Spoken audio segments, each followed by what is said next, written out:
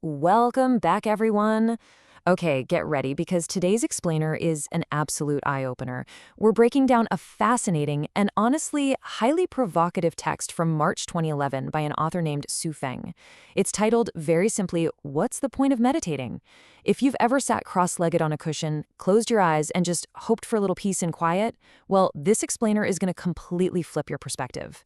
Su Feng is delivering a massive reality check here, and we're going to unpack his argument step by step to clearly map out his logic. So let's jump right in. Section 1. The Meditation Myth, Mainstream versus Reality.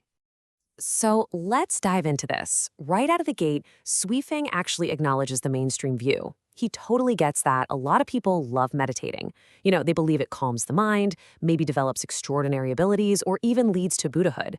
And his initial response? He basically says, okay, that's all well and good, but then he immediately drops the hammer. He argues that despite all those lofty goals, sitting down to meditate is entirely pointless if certain foundational, real-world issues are still unresolved in your life. Which brings us to the author's central, incredibly blunt refrain. This question anchors the entire text. What is the point of meditating? Throughout the source material, Shu Feng lists 8 specific prerequisites.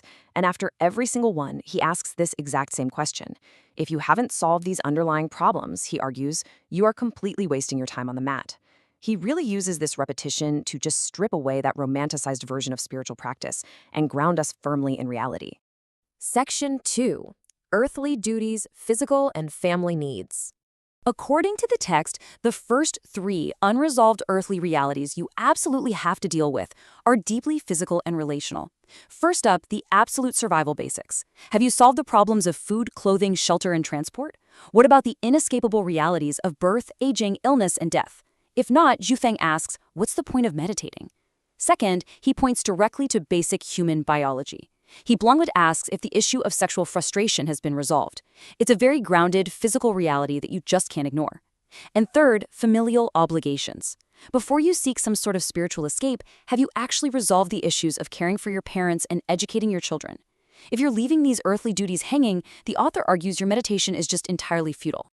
Section 3. Emotional baggage, clearing the mind. Now, what's really interesting here is how Feng uses this incredibly vivid imagery to describe our internal state. He outlines 2 specific mental hindrances. First, he asks if the worries in your heart have actually been resolved. If you still have these worries, if your heart is, as he puts it, harboring them, then meditating is just useless. But the really striking metaphor for me is his question about whether the weeds in the mind have been cleared away. Just imagine trying to cultivate this beautiful, serene garden, which, represents your spiritual practice, when the soil is absolutely choked with unpulled weeds. You simply cannot meditate effectively with that level of internal clutter. Section 4. Karmic debts, spiritual framework. Let's see how this all builds, because it turns into a very strict progression for the soul.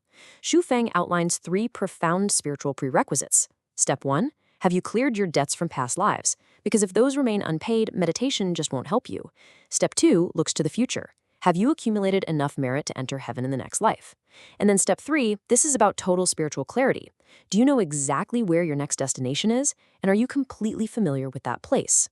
According to the text, if you don't know where you're going in the afterlife, or if that destination is unfamiliar to you, sitting down to meditate is entirely meaningless. Section 5. Wasting wax, the climax. And this brilliantly illustrates the core message of the entire text. Shu Feng pulls absolutely no punches here. He states unequivocally, if these 8 issues remain unresolved, don't bother meditating. He then delivers this really striking metaphor. He says doing so would be like a blind man lighting a lamp, wasting wax. Just think about that image for a second. The lamp is functioning, the fire is burning, the wax is melting, so effort is definitely being expended.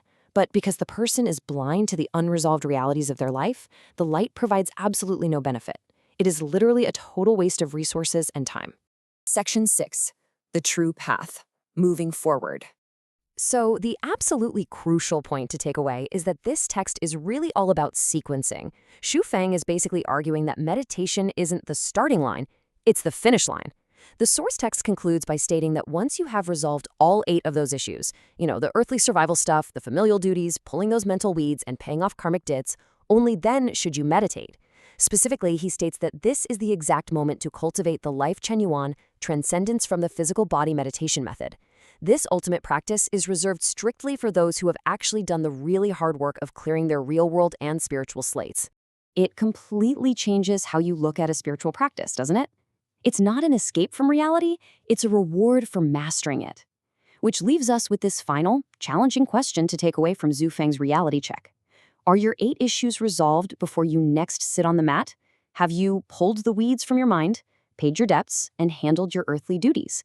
It's a pretty profound framework to measure our own readiness for true stillness. Thank you so much for joining me for this explainer. I really hope it sparked some deep curiosity for you. Keep learning, keep questioning, and I'll catch you next time.